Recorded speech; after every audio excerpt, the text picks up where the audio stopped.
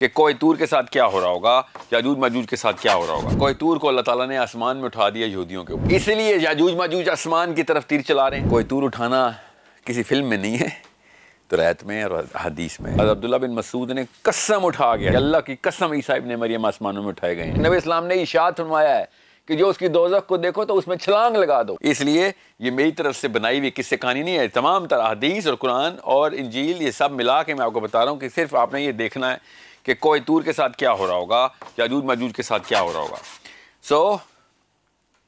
तो रायत ने कहा कि कोयतूर अल्लाह ने क्या किया, तो रायत ने भी कहा हमें भी पता है। तो कोयतूर को अल्लाह ने आसमान में उठा दिया। कब? यहूदियों के वक्त, यहूदियों बनी इसराइल के सामने, जब इन पे ऐलान हुआ था कि अल्लाह ने तुम्हें नेमत अता कर दिया, अब इसका हक पूरा करो और जाओ पूरी दुनिया में फैल जाओ। ये अल्लाह ताला ने तौरात में लिखा हुआ है। और हमें भी पता है कि तौरात कोयतूर को अल्लाह ताला ने आसमान में उठा दिया यहूदियों के ऊपर, और उसके साए में पूरी बनी इसराइल को ले आए अल्लाह ताला। तो आसमान में उठा दिया पहाड़ को, तो क्यों नहीं ऐसे हो सकता कि ईसा के टाइम पे भी कोयतूर को आसमान पे उठा दिया हो। इसलिए याजूज माजूज आसमान की तरफ तीर चला रहे हैं, समझ रहे हैं। और समझ लें कि नहीं कोयतूर नहीं उठाया, तो दूसरी ऑप्शन ले लेते हैं जो कब से हम प्रोग्राम में लेके चल रहे हैं कि आसमान पे नहीं उठाया ईसा कोयतूर को, मगर जिस तरीके से ईसा आसमान से ही आए हैं, जिस तरीके से जुल्करनैन भी गया, जिस तरीके से हज़रत ईसा पहली दफ़ा भी गए थे, अल्लाह ताला ने पूरी कौम को ऊपर उठा लिया हुआ है। और इन लोगों ने देखा है कि ये याजूज माजूज ने कि जहाँ तक हम पहुँचे हैं और ये पूरी कौम सबबा की तरह महराज कर गई है, और इन्होंने आसमान में तीर चलाने शुरू कर दिए। वरना कोयतूर पे क्यों नहीं चढ़ सक रहे, समझिए बात।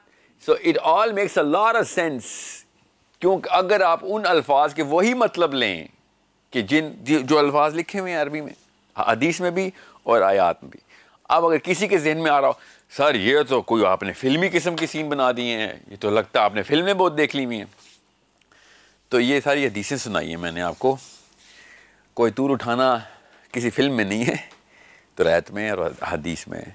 और जो हज़रत ईसा आसमान पे अल्लाह ताला ने उठा लिए हैं, वो किसी फिल्म में नहीं लिखा हुआ। ईसाई तो मानते ही नहीं है, यहूदी तो मानते ही नहीं है ईसा को। ईसाई तो कहते हैं ईसा को फौत कर दिया गया, और मुसलमान सिर्फ वाहिद उम्मत और कौम है जो कहती है ईसा को आसमान में उठा लिया। ये फिल्म है, ईसा आसमान में उठा लिए, कैसे उठाएं अल्लाह ताला ने, कहाँ है वो, ये कोई फिल्म है? ये हदीस है डायरेक्ट, और एक हदीस नहीं है। अब्दुल्ला बिन मसूद ने, किसी भी शक न रहे, अब्दुल्ला बिन मसूद ने कसम उठा के, हदीस कवी है और हदीस में अब्दुल्ला बिन मसूद कसम उठाते हैं कि अल्लाह की कसम ईसा इब्न मरियम आसमानों में उठाए गए हैं और ज़िंदा हैं और वापस आएंगे। ये फिल्म है, ये कोई वो मार्वल की फिल्म के थ्रू वो नाउज़ बिल्ला मैंने ये कॉन्सेप्ट बनाया। ये अल्लाह ताला के नबी अलैहिस्सलाम ने और सहाबा कराम ने हमें जो सरीहन साफ अल्फाज में हक बताया कि ये हुआ है ईसा के साथ। वहाँ पे क्यों नहीं पोर्टल खुलती, वहाँ पे क्यों वो, वहाँ पे कैसे आप ईसा को ऊपर उठाते हैं? मेराज कैसे साबित करते हैं आप? मेराज में कैसे नबी अलैहिस्सलाम 7वें आसमान तक चले जाते हैं? ये सब का सब मामला बहुत आसान है अगर सारे के सारे पजल्स को आप लेके जाएंगे। क्यों इस मौके पे मैं बता रहा हूँ, क्योंकि जब दज्जाल ने यही हरकतें करनी है तो मार्वल की फिल्म से निकलेगा। वो तो सारा कुछ सही कर रहा है। जितनी दज्जाल की हदीसें वो कैसे समझ आती हैं आपको?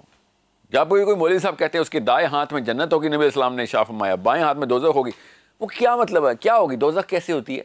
दोज़ख तो एक जगह का नाम है, उस बहुत बड़े बड़े प्लैनेट्स हैं, समझ लें। वो उसने प्लैनेट्स उठाए हुए होंगे? जी नहीं, उसने वो रास्ते खोले हुए हैं, जिस रास्ते से नजर, खिड़कियाँ खोली हुई हैं जिसे नज़र आ रहा है कि उस तरफ जन्नत है।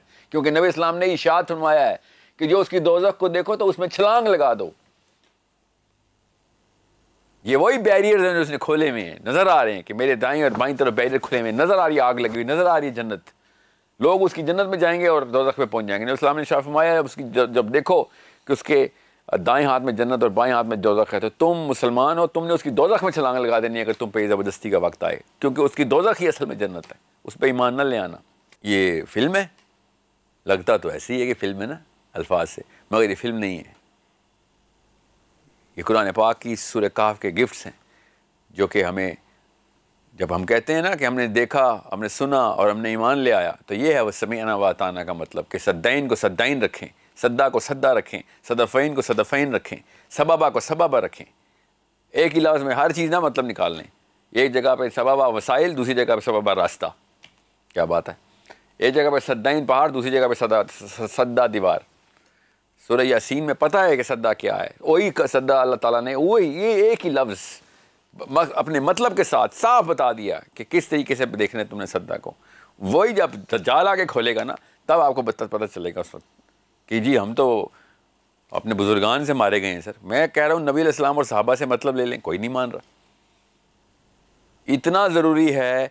आसान तरीन तर्जमा सहाबा से बताया मैंने आपको। उन कौमों की शक्लें हज़रत हसन कहते हैं उस कौम के जो याजूज माजूज है उसे कान ज़मीन को छूते हैं। हज़रत हसन कहते हैं, मेरे कोई खानका का कोई पीर नहीं कहता, ना ही कोई मेरे फ़िरके का कोई मुफ्ती कहता है। हसन अलैहिस्सलाम कहते हैं कि याजूज माजूज की क्या निशानी है, कान ज़मीन पे गिरते हैं उनके, इतने बड़े कान हैं, और एक कान गद्दे की तरह बना के ऊपर लेटते हैं, दूसरा कान कंबल की तरह ओढ़ लेते हैं। ये इंसान, ये आपको ये लग रहा है कि ये ज़मीन के ऊपर प्लैनेट पे चलते हुए इंसान है। जब देखो किसी को भी अपनी तरफ से बस वही जिसने एक मतलब पढ़ लिया उर्दू में उसके मतलब निकाल के पूरी तशरीहात के ऊपर समंदरों के नाम भी लिखे हैं, जिस समंदर में पानी डूबता, सूरज डूबता जाके, ये भी लिख दिया एक ने तो ये कह दिया ब्लैक सी है, क्योंकि ब्लैक सी है तो सूरज काले पानी में जा रहा था, तो ब्लैक सी का मतलब कहाँ? ब्लैक सी नीला रंग का पानी है। मैं गया हूँ ना ब्लैक सी, मैंने देखा हुआ है। उसका नाम ये ब्लैक सी इसलिए नहीं कि उसमें काला पानी है, वो नीला पानी है। और रेड सी कोई लाल रंग का समंदर नहीं है, वो भी नीला पानी है। तो बहरे अस्वद को लेके पहुंचा दिया कि सूरज उधर गुरूब हो रहा है, और चूंकि वो बहरे अस्वद है तो उसके गिर्द कहीं ना कहीं पहाड़ भी निकालने थे उन्होंने, तो वहाँ पे फिर उन्होंने पहाड़ भी पैदा कर दिए। एक भाई साहब कह रहे हैं वो यहूदी जो है ना, यहूदी वो हैं याजूज और माजूज। यहूदी याजूज और माजूज है। जो सबसे छोटी आबादी की कौम उठाई उस भाई साहब ने, और सबसे बड़ी आबादी की कौम का नाम लगा दिया। और वो दूसरे भाई साहब हैं, वो कहते हैं वो जो गोरे हैं ना, गोरे कॉकेशियंस, ये हैं याजूज माजूज, क्योंकि याजूज माजूज याफिज की औलाद में से, नूह की औलाद के बेटे याफिज की औलाद, और नूह अलैहिस्सलाम के जो बेटे याफिज हैं उनकी औलाद जो है, उनको अल्लाह ने कुरान में बताया कौन से हैं। बाइबल में अगर बता दिया याफिज की औलाद है तो इसका ये मतलब नहीं है कि कुरान को भूल जाएंगे।